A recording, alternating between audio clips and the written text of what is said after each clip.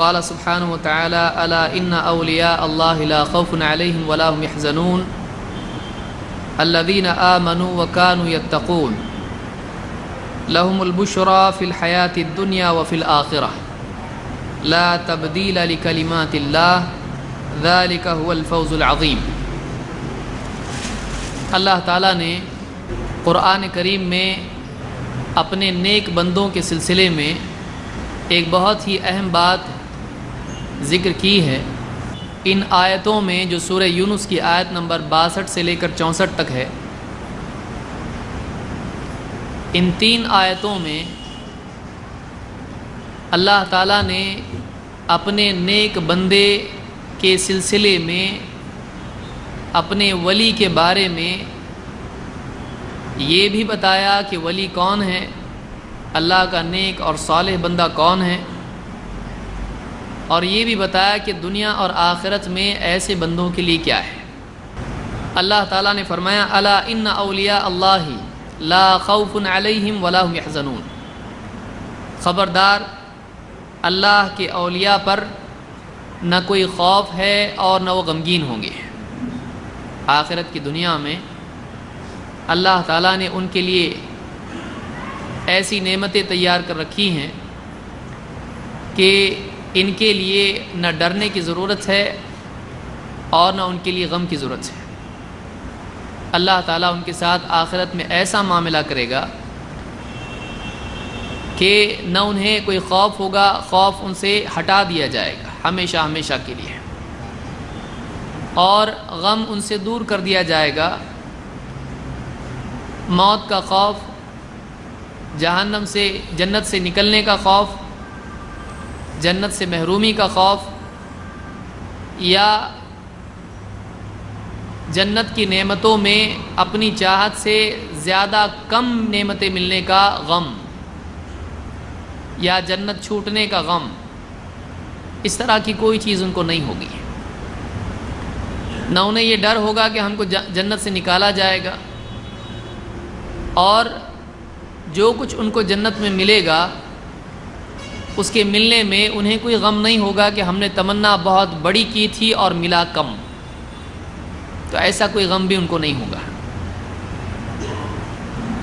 لیکن اللہ تعالیٰ نے یہاں پر جہاں اولیاء کے بارے میں اپنا انعام، اپنا اکرام اور اپنا وعدہ ذکر کیا ہے، وہیں اللہ تعالیٰ نے اولیاء کی صفات بھی بیان کی ہیں، اور 2 صفات جو ظاہر و باطن کے اعتبار سے اہم ترین صفات ہیں، بلکہ دین کا خلاصہ ہیں، مجمل طریقے سے اللہ تعالیٰ نے یہ 2 علامتیں اپنے اولیاء کی بیان کی ہیں۔ اللہ نے فرمایا الذین آمنوا وکانوا یتقون، اللہ کے ولی کون ہیں؟ جو الذین آمنوا، جو ایمان لائے، یعنی جن کا عقیدہ صحیح تھا، وہ مضبوط یقین والے لوگ تھے۔ الذین آمنوا وکانوا یتقون، اور پرہیزگار تھے۔ عقیدے کی سطح پر، دل کی سطح پر ان کا دل ایمان سے بھرا ہوا تھا، وہ مضبوط ایمان والے تھے، وہ مضبوط یقین والے لوگ تھے، وہ اللہ سے محبت کرنے والے، اس سے ڈرنے والے تھے۔ کمال درجے کی محبت اور کمال درجے کی خشیت ان کے دلوں میں، ان کے قلوب میں تھی، اور اللہ کی اور اللہ کے رسول صلی اللہ علیہ وسلم کی باتوں پر بلا جھجک اور بلا شک وہ یقین کرنے والے تھے، وہ اللہ کی ذات پر توکل، بھروسہ رکھنے والے تھے، اللہ ہی سے اپنے مسائل کے حل کے لیے امید باندھنے والے تھے۔ الذین آمنوا، وہ ایمان والے تھے، وکانوا یتقون، اور تقوی والے تھے۔ تقوی دونوں سطحوں پر ہوتا ہے، دل کی سطح پر بھی اور جسم کی سطح پر بھی۔ دل کی سطح پر وہ اللہ کی فرما برداری کے ساتھ ساتھ اللہ سے ڈرنے والے تھے، وہ بے فکر بندے نہیں تھے، وہ اپنے حال میں گم ہونے والے لوگ نہیں تھے، وہ اپنے انجام کی فکر میں جینے والے تھے، وہ دنیا میں کھونے والے لوگ نہیں تھے، موج مستی میں جینے والے لوگ نہیں تھے، بلکہ وہ اللہ تعالیٰ کی پکڑ سے ڈر کے، آخرت کی پکڑ سے ڈر کے جینے والے لوگ تھے۔ الذین آمنوا وکانوا یتقون، لیکن صرف دل کی سطح پر تقوی نہیں بلکہ عمل کی سطح پر بھی وہ تقوی والے تھے، وہ بچنے والے لوگ تھے ان چیزوں سے جن کو اللہ نے منع کیا ہے، جن سے اللہ ناراض ہوتا ہے، جن سے آدمی آخرت میں ناکام ہوتا ہے، جن کی وجہ سے دنیا میں اللہ کی پکڑ آتی ہے۔ تو اللہ کے نیک بندے اگر تجزیہ کیا جائے اور بہت کم وقت میں اللہ کا نیک بندہ کون ہے پہچان کے لیے اگر علامات طے کی جائیں تو 2 علامتیں بہت ہی نمایاں ہیں، پورے دین کا خلاصہ ہے۔ نمبر 1 ایمان، نمبر 2 تقوی۔ اللہ پر، اللہ کی باتوں پر، اللہ کے رسول صلی اللہ علیہ وسلم کی تعلیمات پر ایمان، کامل یقین، صحیح عقیدہ، اور تقوی اللہ کی ناراضگی کے کاموں سے اللہ کے ڈر کی بنیاد پر بچنا۔ اللہ سے ڈر کے اللہ کی ناراضگی کے کاموں سے بچنا، اس کا نام کیا ہے؟ تقوی۔ جس کی زندگی میں پرہیزگاری، پابندی ہو، احتیاط ہو، اس کو کیا کہتے ہیں؟ وَكَانُوا يَتَّقُونَ، وہ اللہ سے ڈرنے والے پرہیزگار بندے تھے۔ ایسے بندوں کے لیے آخرت میں کیا ہے؟ اللہ نے شروع ہی میں کہا لا خوف علیہم ولا هم يحزنون، ان کے لیے کوئی خوف نہیں اور ان کے لیے کوئی غم بھی نہیں۔ خوف اور غم 2 چیزیں ہیں جو انسان کی خوشیوں کو برباد کرتی ہیں۔ انسان کی راحت اور اس کے سکون کو خراب کرنے والی چیزیں 2 ہیں، ایک ماضی کے اعتبار سے، ایک مستقبل کے اعتبار سے۔ کچھ نقصان ہو گیا، کوئی تکلیف پہنچی، ماضی کی باتیں آدمی کو یاد آتی ہیں، غم اس کے دل میں پیدا ہوتا ہے، کھوئے ہوئے پر آدمی غم کرتا ہے، اور فکریں انسان کو گھبرا دیتی ہیں، کل کیا ہوگا، تجارت چلے گی کہ نہیں چلے گی، نقصان ہوگا کیا ہوگا، ایکسیڈنٹ ہوگا کیا ہوگا، ڈر۔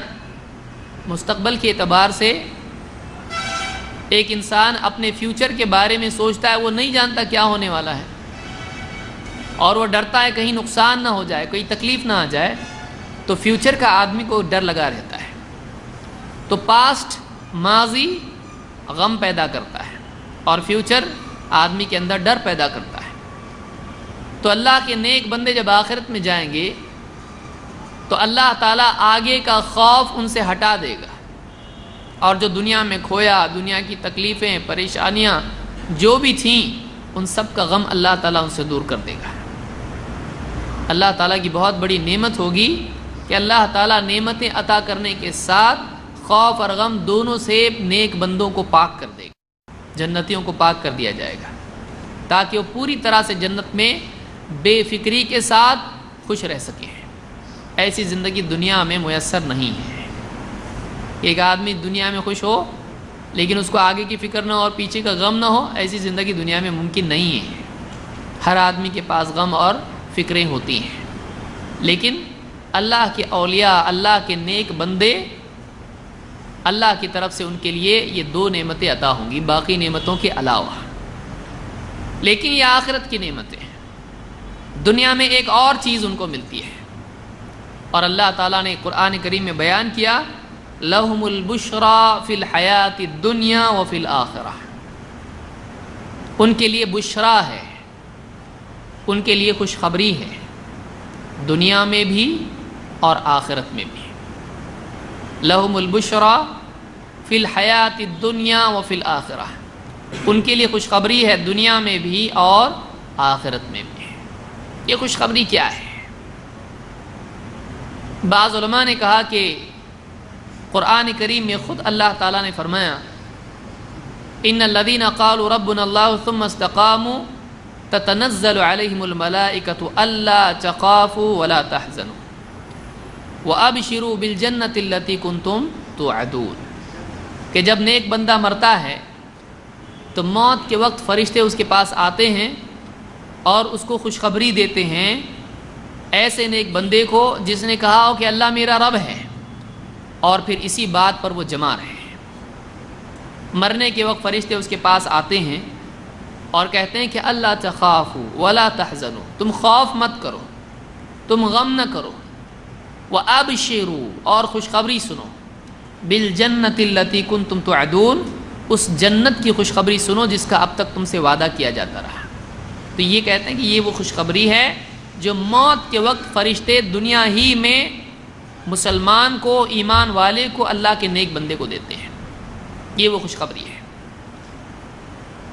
لیکن حدیث میں اس کے علاوہ قرآن میں تو یہ ہے، اور بلا شبہ یہ بھی اس میں شامل ہے، لیکن حدیث میں اللہ کے نبی صلی اللہ علیہ وسلم نے ایک اور بات بیان کی جو اسی کے ضمن میں آتی ہے۔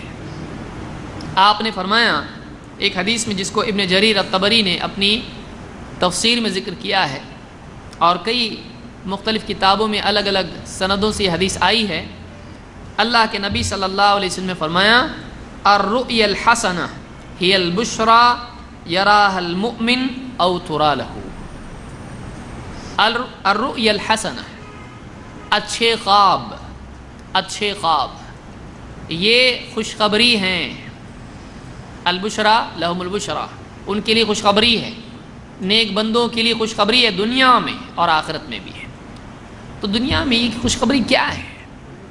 اللہ کے نبی صلی اللہ علیہ وسلم فرماتے ہیں الرؤیا الحسنہ ہی البشرا یراها المؤمن او ترا له، کہ یہ اچھے خواب خوشخبری ہیں اللہ کی طرف سے مومن بندے کے لیے۔ یہ خواب وہ خود دیکھتا ہے یا اس کے بارے میں کوئی اور دیکھتا ہے۔ اچھا خواب اگر آدمی دیکھے تو یہ اللہ کی طرف سے اس کے لیے ایک خوشخبری ہوتی ہے، یا کوئی اور اس کے بارے میں دیکھے کہ میں نے دیکھا کہ آپ طواف کر رہے ہو خواب میں، میں نے دیکھا کہ آپ سجدے میں ہو، میں نے دیکھا کہ آپ دعا کر رہے ہو، میں نے دیکھا کہ آپ فلاں حال میں ہو، اچھے حال میں ہو، آپ کا چہرہ ایک دم روشن ہے، یا فلاں چیز یا فلاں چیز، آپ کلمہ پڑھ رہے ہو، یا ایسی چیز کوئی جس کو اچھا دین میں مانا گیا ہے۔ تو اچھا خواب اگر کوئی آدمی خود دیکھتا ہے اپنے بارے میں، یا کوئی اور انسان اس کے بارے میں دیکھتا ہے، اس کو اچھے حال میں ایک اچھی چیز اس کے لیے دیکھتا ہے، تو یہ اللہ کی طرف سے دنیا میں مومن کے لیے خوشخبری ہوتی ہے، اس کے دل کے لیے تسلی ہوتی ہے، اس کے لیے امید باندھنے جیسی یہ چیز ہوتی ہے کہ اللہ کے ہاں اس کے لیے اچھا معاملہ ہوگا انشاءاللہ۔ ایسا معاملہ خواب کا ہوتا ہے۔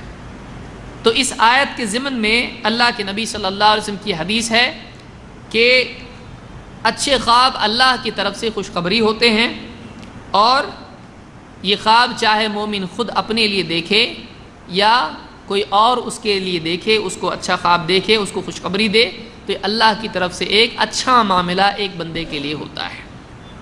اس حدیث کو امام ابن جریر الطبری نے اپنی تفسیر میں ذکر کیا ہے، اور سند کے اعتبار سے یہ حدیث صحیح ہے۔